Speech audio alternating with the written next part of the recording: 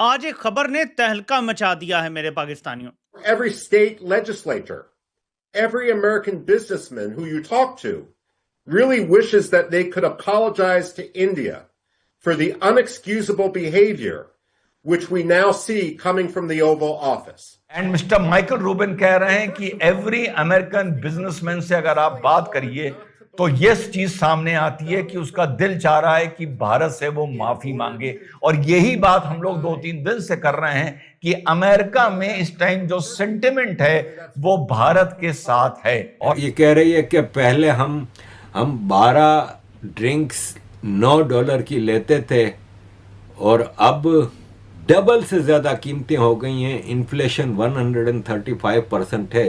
तो यह है कि अब मजीद बढ़ेगा, अब और ज्यादा मामलात खराब होंगे। और ट्रम्प जो है टैरिफ का गेम इंडिया के साथ खेल रहा है, जिसको इंडिया अनफेयर बोलता है। तो दूसरी जानिब जो है इंडिया रशिया के साथ मेडिसिन की बहुत बड़ी डील करने जा रहा है। एक चीज को उन्होंने बड़ा एंजॉय किया है हिंदुस्तान की मीडिया ने कि जनरल आसिम मुनीर ने खुद मान लिया कि हिंदुस्तान एक मर्सिडीज है, एक फेरारी की तरह दौड़ सकता है, पाकिस्तान एक डंपर ट्रक है।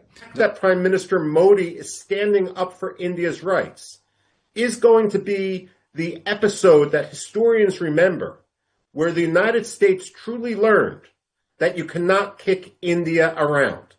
ये वो पल हैं कि जहां पर भारत अगर अपनी कसौटी पर खरा उतर गया तो आने वाले वक्त में एनालिस्ट एक्सपर्टोरियंस इस पीरियड को याद करेंगे कि भारत ने इस दुनिया को एक नया वर्ल्ड ऑर्डर बनाकर दिया था। क्योंकि हमने ये देखा है कि इंडियन माइंडसेट ये है कि नेशनलिज्म पे कोई कॉम्प्रोमाइज नहीं, धंधा तो हम कहीं ना कहीं से कर ही लेंगे। पूर्व पेंटागन अधिकारी ने अमेरिका के राष्ट्रपति डोनाल्ड ट्रंप की जमकर आलोचना करी और भारत के प्रधानमंत्री श्री नरेंद्र मोदी जी के स्टैंड की जमकर तारीफ करी।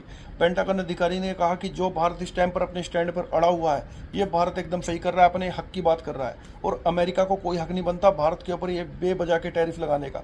मतलब जो ये डोनाल्ड ट्रंप भारत के ऊपर टैरिफ लगाने में लगा हुआ है, इसको पेंटागन अधिकारी ने कहा कि ये तो हिपोक्रेसी है। यहाँ पर पेंटागन अधिकारी ने कहा कि अमेरिका खुद रशिया से यूरेनियम और काफी सारी चीजें परचेज करने पर लगा हुआ है, तो अमेरिका भारत को कैसे कह सकता है कि रशिया से ऑयल लेना बंद कर दे। मतलब ये तो हिपोक्रेसी है। यहाँ पर पेंटागन अधिकारी ने डोनाल्ड ट्रंप को हिपोक्रेट कहा और साथ ही ये कहा कि डोनाल्ड ट्रंप जो भारत के साथ में रिश्ते खराब कर रहा है, इससे अमेरिका को बहुत गहरी चोट पहुंचा रहा है। क्योंकि इससे क्या होगा, इससे भारत और अमेरिका के रिश्ते खराब होंगे और आने वाले जो राष्ट्रपति होंगे उनको फिर भारत के साथ में रिश्ते सुधारने पड़ेंगे और ऐसा हो सकता है कि भारत के साथ में फिर अमेरिका के रिश्ते कभी भी सुधरे ना, क्योंकि भारत कभी भी अमेरिका के ऊपर इस सब के बाद में विश्वास नहीं करेगा। यहाँ पर पेंटागन अधिकारी ने डोनाल्ड ट्रंप को यह भी कहा कि जो तूने काम करवाया अमेरिका के अंदर खड़े होकर, मतलब तेरे होते हुए पाकिस्तान का आसिम मुनीर आकर अमेरिका में खड़ा होकर आधी दुनिया को परमाणु से उड़ाने की बातें करके चला गया। मतलब तूने ऐसा कैसे होने दिया? ऐसा क्या हो गया कि तूने आसिम मुनीर को इतना सिर पे चढ़ा लिया कि वो अमेरिका की धरती पर खड़ा होकर आधी दुनिया को परमाणु बम की धमकी दे गया? तूने क्यों नहीं उसको फिर टेम्पर उठवाकर अमेरिका से डिपोर्ट करवाया या फिर जेल में डाला? क्यों नहीं करवाया तूने ऐसा काम? यहाँ पर पेंटागन अधिकारी ने डोनाल्ड ट्रंप की जमकर आलोचना की है और प्रधानमंत्री श्री नरेंद्र मोदी जी के स्टैंड की जमकर तारीफ करी है कि भारत जो अपने स्टैंड पर खड़ा हुआ है ये एकदम सही है और भारत अगर ऐसा ही करेगा, भारत ऐसे ही अपने स्टैंड पर खड़ा रहेगा तो अमेरिका को उसकी औकात पता चलेगी और पता चलेगा कि तू हर देश को एक ही तरीके से नहीं हाँक सकता। Or every state legislator, every American businessman who you talk to really wishes that they could apologize to India for the unexcusable behavior which we now see coming from the Oval Office. There simply is no excuse. There's also no logic. The short answer is with Donald Trump, change can happen instantly. And Donald Trump, like George Orwell in 1984, is not hesitant to rewrite history and pretend that what he said just a week ago on television cameras was never said at all.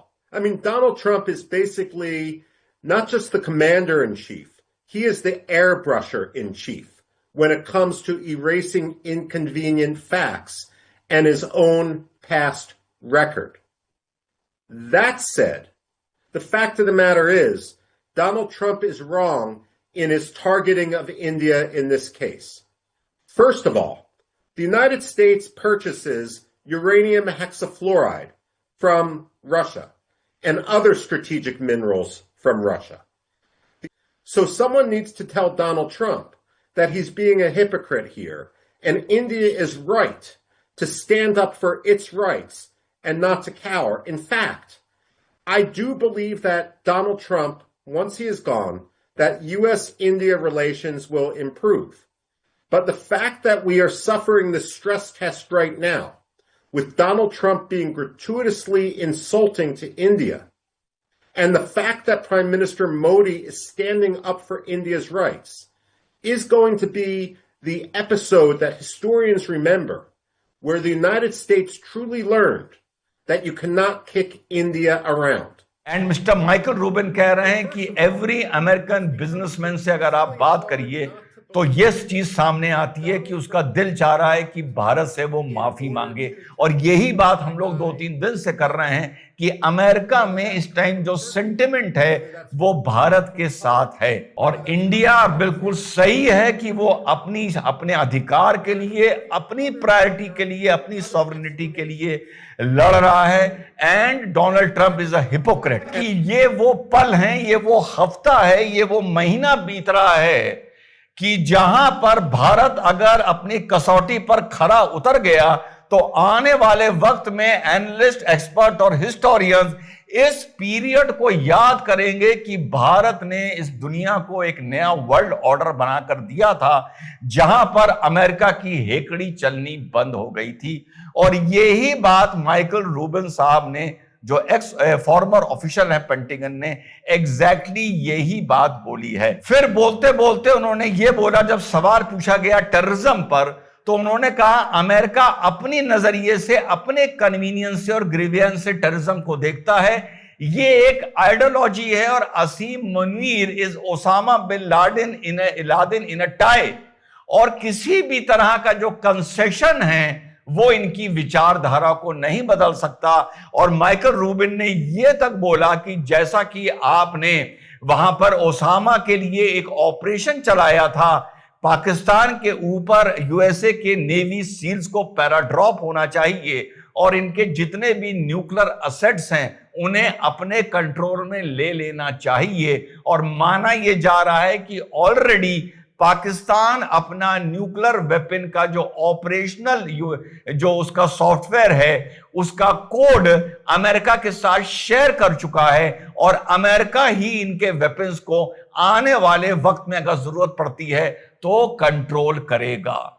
हम 12 drinks $9 की लेते थे और अब ये कह रही है कि पहले हम डबल से ज़्यादा कीमतें हो गई हैं। इन्फ्लेशन 135% है। तो यह है कि अब मज़ीद बढ़ेगा, अब और ज़्यादा मामला ख़राब होंगे और इसका असर आम आदमी की ज़िंदगी पे पड़ता है। अजीज़ दोस्तों, दुनिया भर में जो सेंट्रल बैंक्स हैं ना, उनकी पोजीशन ये है कि अमेरिका की सेंट्रल बैंक ने फेडरल एक्सचेंज इनका जो है, जो रिज़र्व, $77 बिलियन का नुकसान किया है। बैंक ऑफ इंग्लैंड ने $40 बिलियन का नुकसान किया है। यूरोपियन सेंट्रल बैंक $9 बिलियन का नुकसान किया है। रिजर्व बैंक ऑफ इंडिया ने $31 बिलियन का प्रॉफिट किया है। अब इसको जो इंडिया पे गुस्सा है ना, उस पर एक लंबा डिटेल प्रोग्राम बन सकता है। मसला यह है कि इसने कहा कि मैंने कश्मीर इशू पे इनका मसला हल कराया है। कश्मीर पे मोदी जी ने कहा बकवास कर रहा है, कुछ भी नहीं, इसने कुछ भी नहीं किया। इसने कहा मैंने इंडिया पाकिस्तान की जंग रुकवाई। मोदी जी ने कहा नहीं, बिल्कुल नहीं। इसने कहा मैं कश्मीर के मसले पे मेडिएट करता हूँ। मोदी जी ने कहा नहीं। इसने कहा मोदी जी को कि रशियन ऑयल लेना बंद करो, तो मोदी जी ने कहा नहीं। लेकिन बहरहाल अजीज दोस्तों, ये माइकल कुगलमैन कहते हैं कि ये बुलिंग है सिर्फ और सिर्फ क्योंकि सीज फायर का क्रेडिट मोदी जी ने इनको नहीं दिया।